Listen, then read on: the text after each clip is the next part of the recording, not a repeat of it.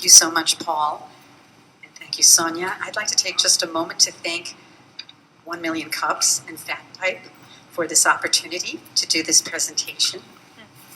I have often been out there in the audience, as you are all sitting right now, and watched some interesting and informative presentations and had the wonderful experience of being able to network afterwards with my peers. And I hope you're going to have the same kind of experience here today.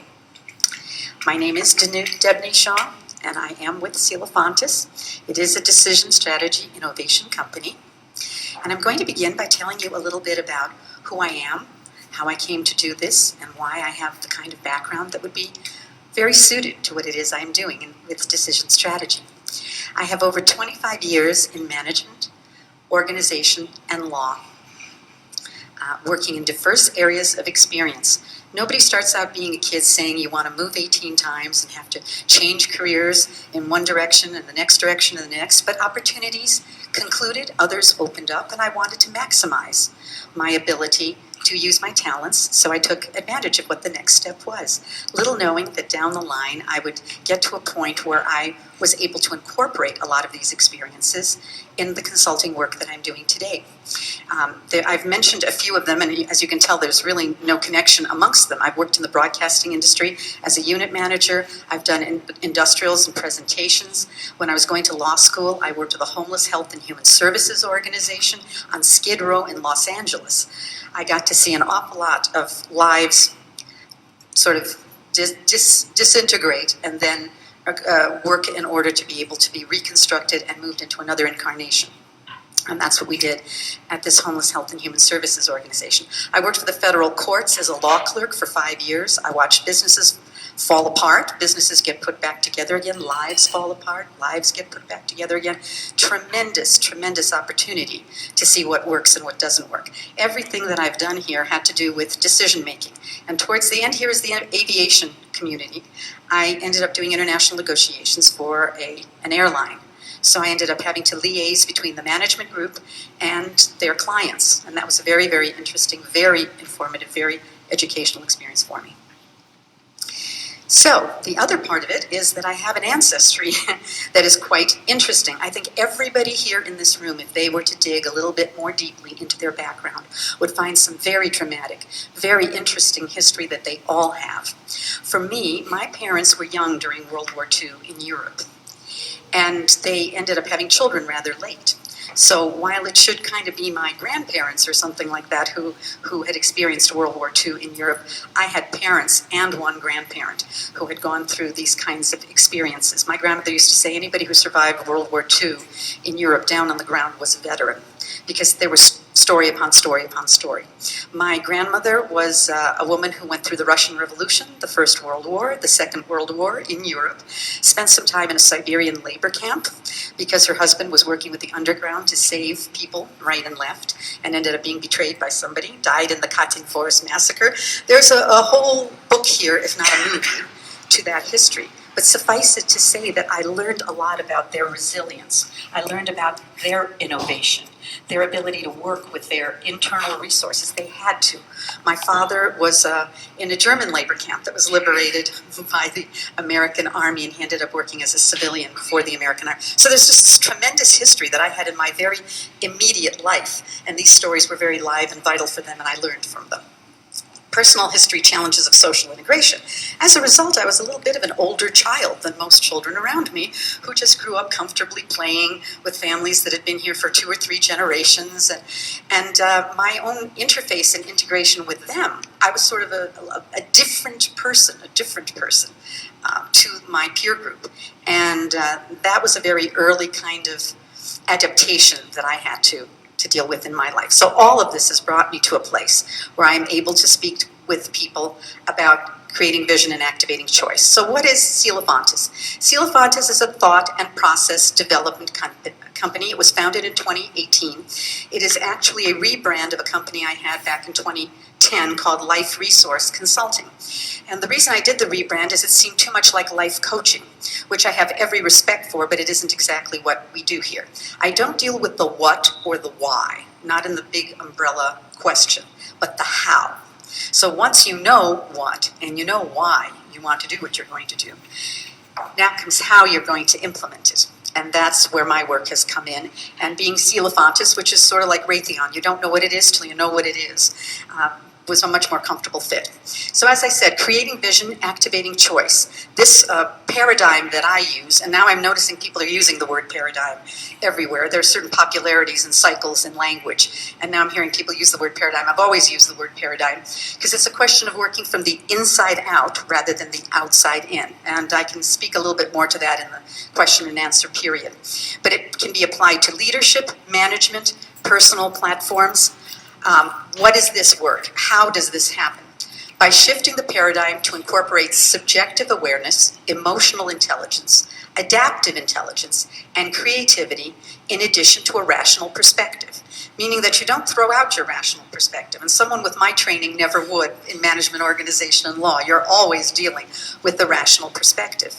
But the emotional resonance, the culture of a community, the culture of a work effort, of a business, the culture in which an individual works within their own perspective, it has a huge, huge impact in the nature of decision making, how they're going to make that decision, how they understand what their position is, how they understand the position of those around them. Using the power of all available resources to develop dynamic discernment. So why is making the shift so important? Why has it become so important to work from the inside out rather than just the outside in? You know, as children, a lot of our internal creativity, our imagination, our personal resources kind of get flattened out a little bit because we have to learn how to work in the world. We have to learn how to get along with students, with teachers. We have to learn how the world functions. And often our parents are not in a position to help balance that with fostering internal awareness, creativity, the confidence, the esteem, the life of the person inside the shell of individual that's going out into the world to learn to be an adult. So as adults, we often have to recapture this or redevelop this in a way that we were not able to foster early on in our lives. So making this shift is important in developing more powerful discerning decisions and taking action critical to success, resulting in confidence and resilience and more dynamic outcomes in both your personal and your professional life, because the same paradigm applies to both. So what steps are involved in this out-of-the-box thinking process? The way that Coelophantus works really varies, and herein lies some of the challenge that we'll be talking about later. Because when you're dealing with a platform, a superimposed overlay platform, it comes with a kind of formula that is targeted towards a particular kind of success objective, meaning that if you do this, if you use this platform, within 6 months, you're going to realize 8% more return on your investment or your profits or whatever it is. Whereas when you're working from the inside out, it's a little bit less obvious sometimes, the change as it's occurring. And it usually requires an approach that needs to be implemented over a course of some time and effort. So the steps vary based on that, and Coelophantus applies the steps necessary to the context and to the client's needs. And those needs may be different from one to the other to the other. Now, I do events on my own that I might decide to come up with an idea. Let's say communications with clients. Let's say that was the topic. Yes, I could come up with a structure and a platform to offer. But when I work with organizations or with individuals, it's always a question of assessing what the need is rather than superimposing something I would like to teach or explain. So there are private consultations, talks, seminars, and workshops. So the challenges and goals for Coelophantus. I'd like to continue the current forums. Partnering and collaborative efforts are something that I would like to increase. I like to be able to fill in a piece in collaboration with someone else. In fact, there's a gentleman down in Virginia who was talking to me. He has a franchise that he owns. He owns a piece of this franchise, and he has a wonderful platform on leadership and running your business. The problem is the how piece is missing. And we have discussed how I might be able to augment his work. And I also, this isn't about being a guru. If there are other resources that I can point someone to that they would be able to utilize more effectively, or in addition to what I can offer, that's why I keep people's business cards, because I never know. If someone needs organization, if someone needs to open up their imagination and their passion and their vision, there could be other people I would refer out to. So I intend also to incorporate more in writing. I have a book that I have pretty much completed. I want to incorporate a little bit more of my own personal experience in that book because I've been advised that that may be useful for people, informative, perhaps inspirational. And I want to be able to reach out to the community. And I have faced some challenges with that in the sense that often people want things to change. They want more money. They want a more effective life. They want to be able to do better. They just don't want anything to be different. And I've seen that repeatedly. I really have. And not just here. I'm not talking strictly in New Mexico. I'm saying in general. Because the point is, if you're going to make changes, things are going to work a little bit differently. Your life is going to work. And you want that, hopefully, if you're making the right changes. So that is basically the work effort. And I'd love to entertain some questions now.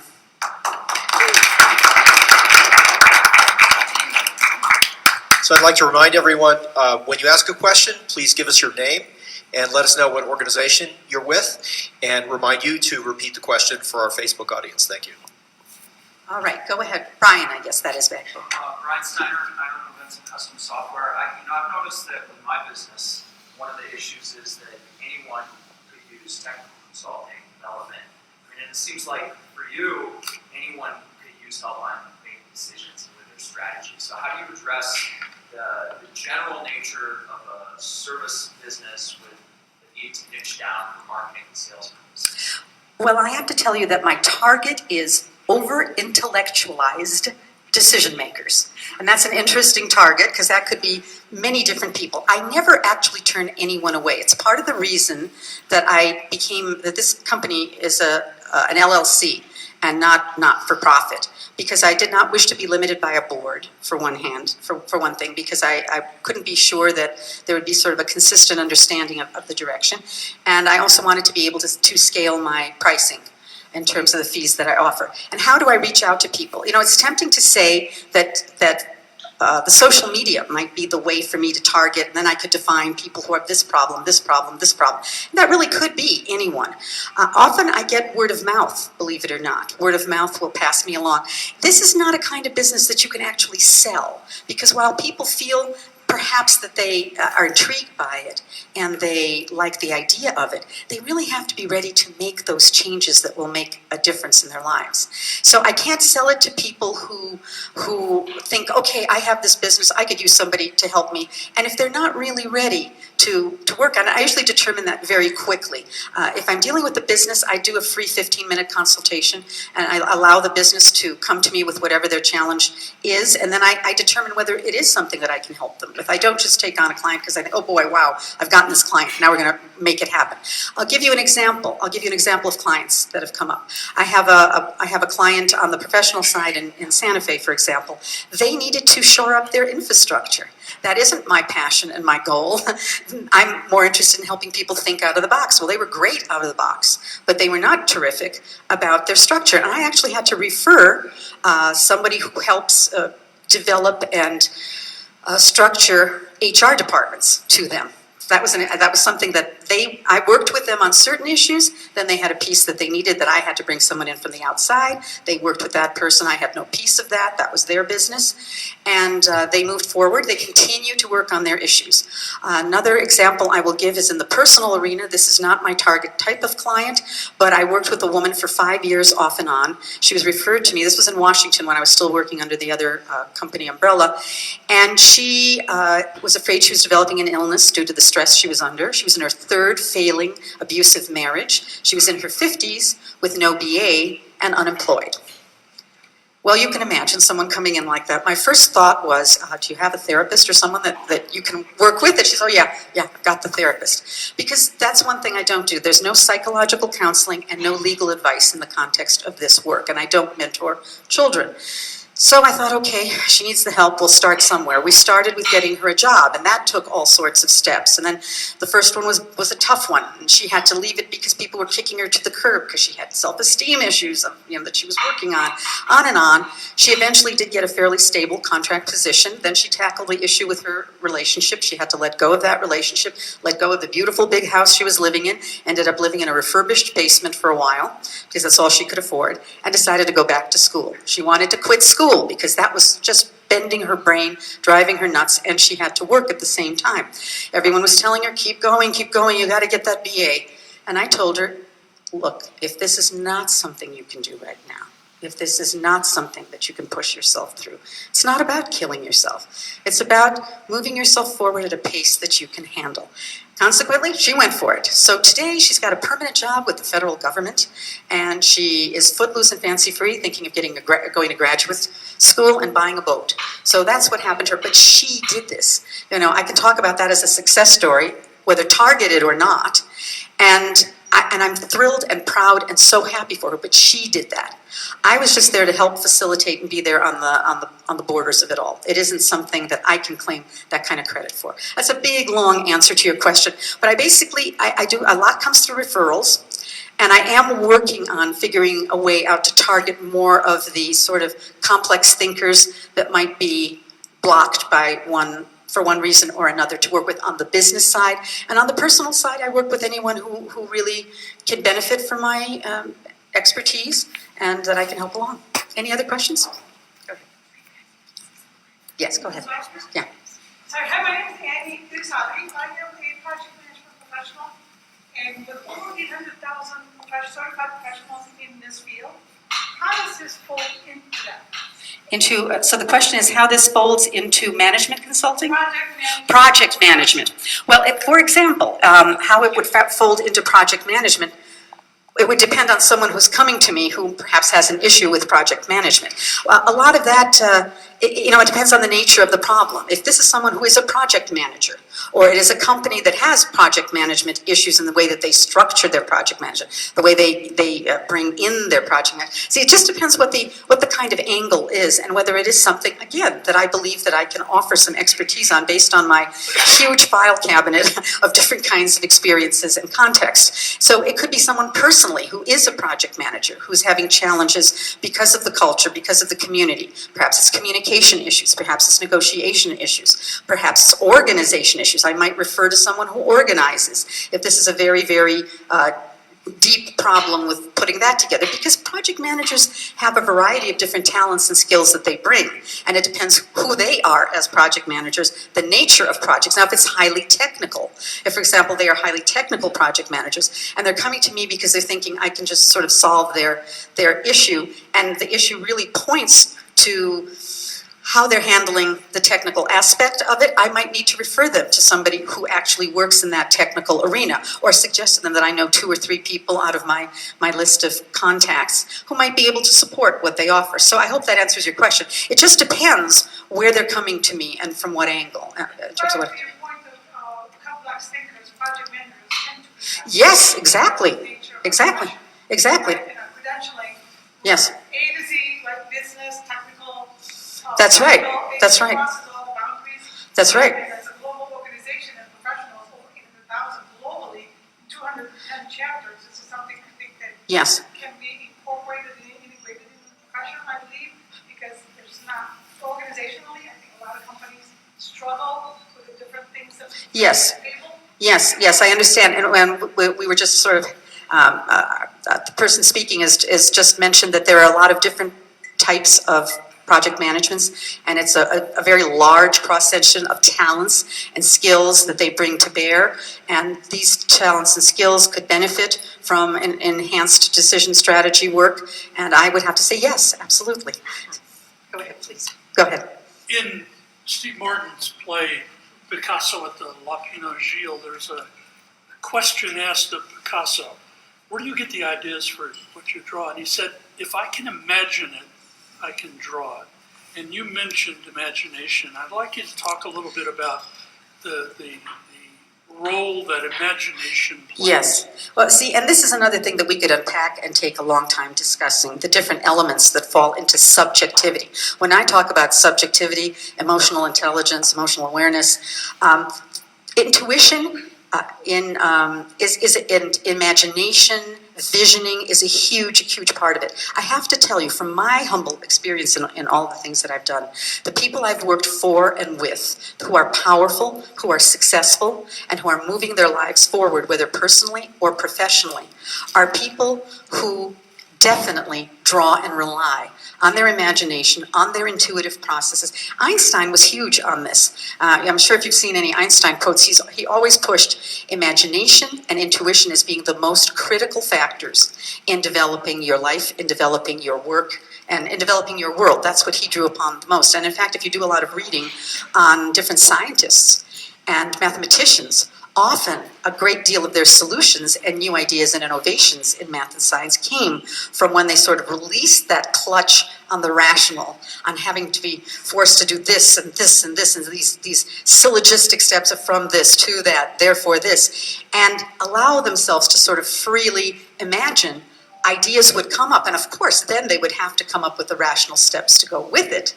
But imagination is critical, and that's part of what I was alluding to when I said as children, a lot of that is lost for us. If we're lucky if we're in families that are very creative, or families that really acknowledge and allow us to continue our growth internally as well as externally. But most families, they're entertained by their children having nice little novel ideas and imaginary friends and notions of this, that, or the other.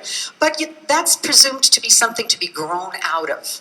And the truth is, you need to bring that along. One of the wonderful things my mother did was she loved to know what I was dreaming. She wanted to know what was going on in my mind, how I was processing certain things, how I was engaging the world around me. And that was part of her way of doing it. And I was very blessed in that my imagination was not crushed. I wasn't the kind of child that needed to draw attention to myself through my imagination. So my parents kind of knew how to judge what was coming my way, or what I was bringing out into the world. And I think there are other people who are raised in that fashion also. It just wasn't very typical of the time. And it just made it easier for me to develop this approach where I was always looking for the best in people. When I looked at people, I could see who they could be and what their world could be. This was something that I could naturally envision. And part of that taps into imagination in our brains, and I'm not a brain specialist, but from things that I've read, things that I've seen on Google, on the internet, and in books and events that I've attended, it's not that clear and precise a line in our minds. Our mind touches on this and that and flows and works together. So it's very hard to separate every element. If you're an entrepreneur and you're developing software, for example, where do you cut off your imagination? You don't want to cut off your imagination. You want that to flow freely, and then you want to work with the technology that will make it happen. Does anyone else have a question? Okay. Oh. There you go. There you go. Terry Yeah. Lawson done Eco Trip Match. I'm wondering what kind of partnerships you're I'm looking interested in developing. It really depends. I am a certified government vendor, for example, and there is a gentleman that I am interested in bringing on board as kind of a full-time collaborator. Right now he has a little bit of conflict of interest with what he's doing. Once he steps away from all of that, there won't be any kind of residual conflict that'll drag behind it. And he works with a lot of different platforms and has a lot of government experience. And so with regard, for example, to government contracts, that would be very beneficial and kind of augmenting. It depends a lot. Like I gave that example of the guy that has his own leadership program. That's a very wonderful structured shell, and many of these platforms are great structured shells. The question then is how? How are you going to make that happen? So really, I can partner with anyone who is looking for more how to getting their work across. And really, the audience is limitless. I am a one-woman show in the sense that I'm the only one that represents this company, and I'm the only one who's doing it the way that I'm doing it. I don't know how it will continue down the road. If I run into others who have cross-disciplined background and have a particular focus that is richer than my own, they might have much more specificity in a certain area, then I might want them to work with me. Otherwise, I'm happy to help anyone else who could use a piece of how in their life. So, Paul, I have one more question actually from Facebook. Okay, Facebook. So, G. Wayne Clayton from 1 Million Cups South Bend, Elkhart, wants to know, you have a book listed on your website. Yes. What is it about, and when will it be released? Yes. Many are asking this question. It's a good question. I'm close. I have a couple hundred pages on it. I've actually been advised to incorporate a little bit more of my personal background, because the book as it is there are different illustrations. Each chapter is a piece of decision strategy thinking, of subjective thinking. That So is it's kind of, it's about decision strategy. yes, the book is Okay. the book is called How the Tin Man Found His Brain. We all know he was looking for his heart. This is about how he found his brain.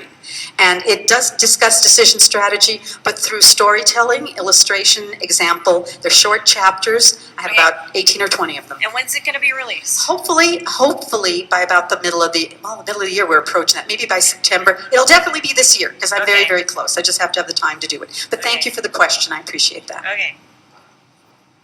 So, two final questions. It is my honor to ask you New Mexico's official state question, red or green? I love them both. Usually whichever is a little less tough. I mean, a little less spicy. I guess often it's green. And what can the community do for you aside from offering you Sonia's speed book writing service? Well, the community, if you come up with ideas on how I may reach out to the community, that's one thing we didn't get to flesh out too much in our discussion. I am very interested in providing support, whether that would be to nonprofits in the community who need help, whether that's other businesses and organizations. That's why I'm working also, endeavoring to work with the city on a project. We don't know how that will go and what will happen with that. But I am very, very interested in reaching out to the community. So you guys have my information. If anybody wants to talk to me afterwards, I give them my card. And if something comes to mind, I'm very, very open to that. Cool.